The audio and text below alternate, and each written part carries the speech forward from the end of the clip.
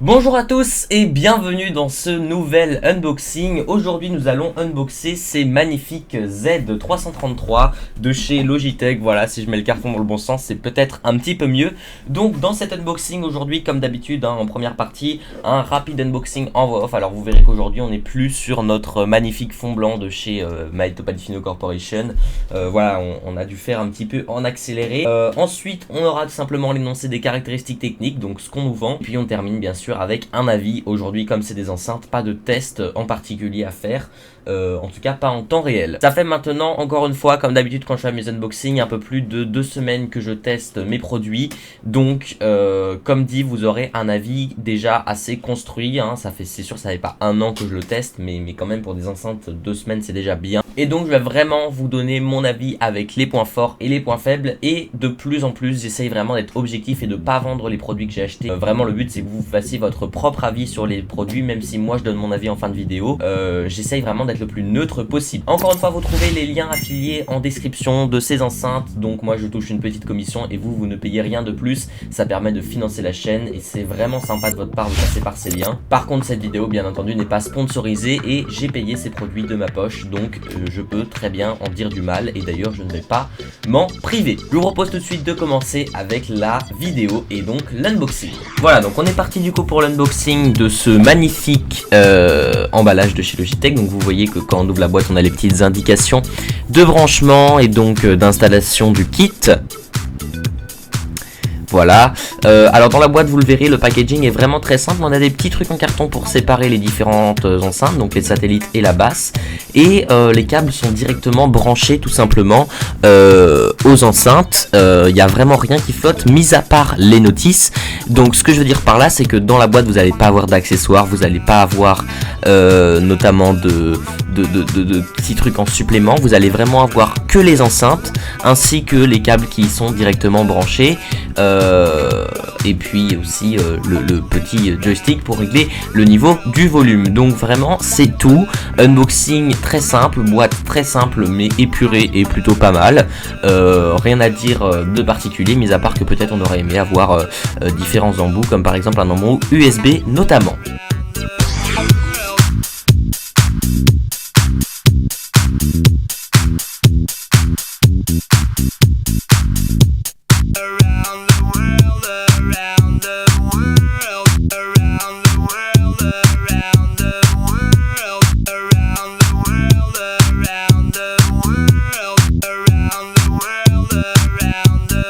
Voilà, vous venez de voir l'unboxing et comme d'habitude chez Logitech, on a un packaging qui est vraiment très clean, très propre, hein, et comme d'habitude d'ailleurs sur mes produits pour l'instant jusqu'à présent, mis à part des très vieux produits que j'ai testés il y a longtemps sur ma chaîne, j'ai jamais eu d'unboxing vraiment décevant, donc là c'était plutôt cool.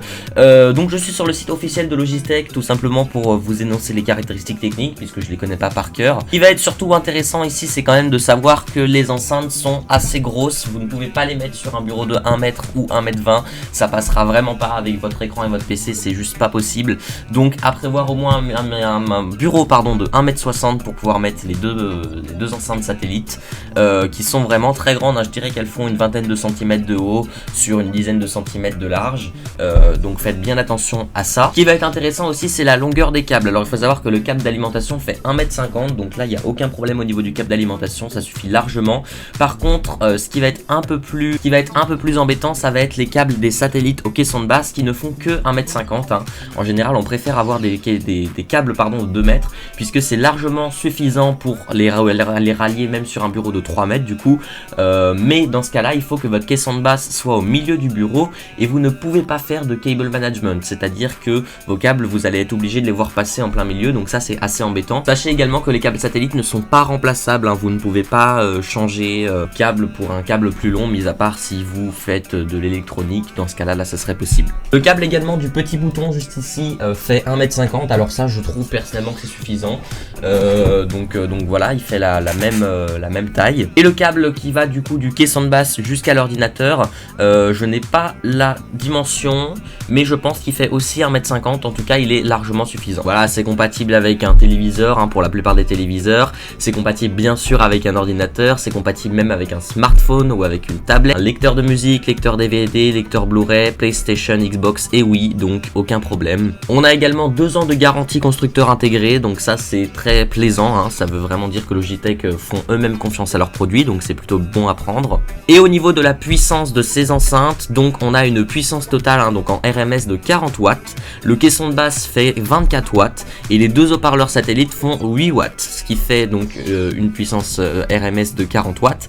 Par contre, on a 80 watts en puissance de crête, hein, donc très honnêtement, je m'y connais pas assez pour vous dire quelle est la différence entre les deux. En tout cas, 40 à 80 watts, hein, c'est ce qu'on va en général retrouver sur la plupart des kits ordinateurs de base. Au-dessus de 120 watts, on va vraiment être sur des kits pour tout ce qui va être du cinéma, des home cinéma chez soi. Et au-dessus de 800 watts, ça va vraiment être très grosses enceintes qu'on retrouve dans les concerts, etc.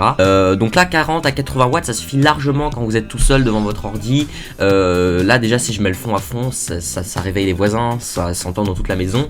Donc ça suffit largement, vraiment, ne vous inquiétez pas au niveau de la puissance, hein. Moi mon bouton il est jamais au-dessus de la moitié, et même si une fois vous avez voilà une fête ou quelque chose, jusqu'à une vingtaine de personnes, je dirais que ça l'a. Alors le kit est vendu à 69 € sur le site de Logitech, mais il est assez souvent en promotion à 50 € sur Amazon, donc ne vous faites pas avoir, moi je vous déconseille de l'acheter à 70 €, achetez-le plutôt aux alentours des 50 €, et c'est d'ailleurs plus ce qu'il vaut. Voilà, au niveau des caractéristiques techniques, bah c'était pas très long par rapport aux autres vidéos que j'ai l'habitude de faire au niveau des caractéristiques techniques.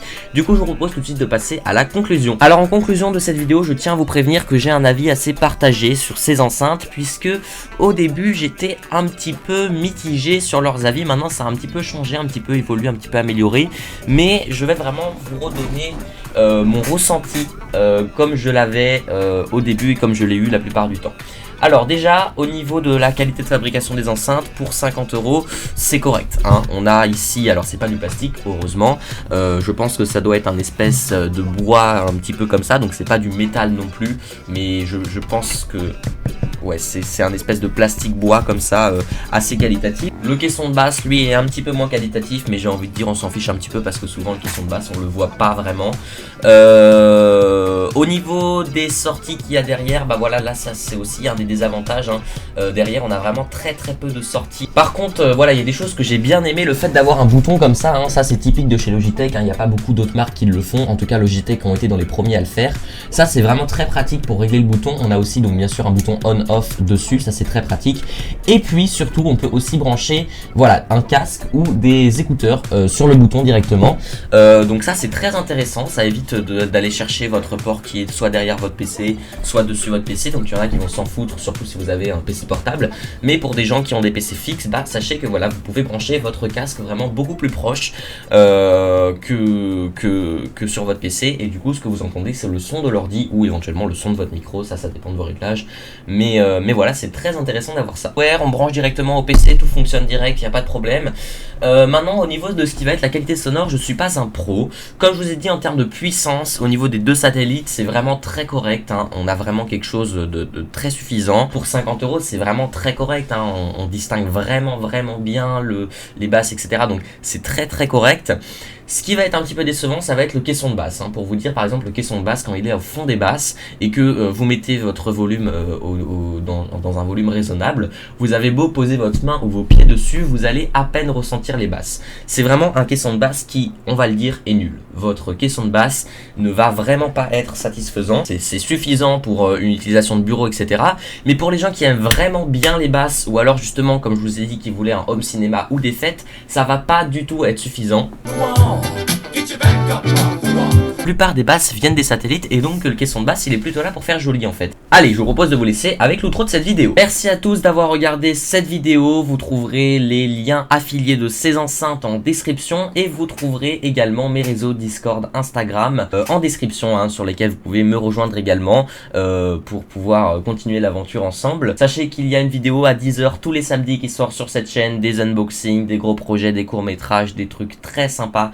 Donc allez-y, abonnez-vous si vous voulez plus de contenu. Vous pouvez également laisser un commentaire et un petit like pour faire remonter cette vidéo. Quant à moi, je vous dis à la semaine prochaine. C'était Maelito Palifino.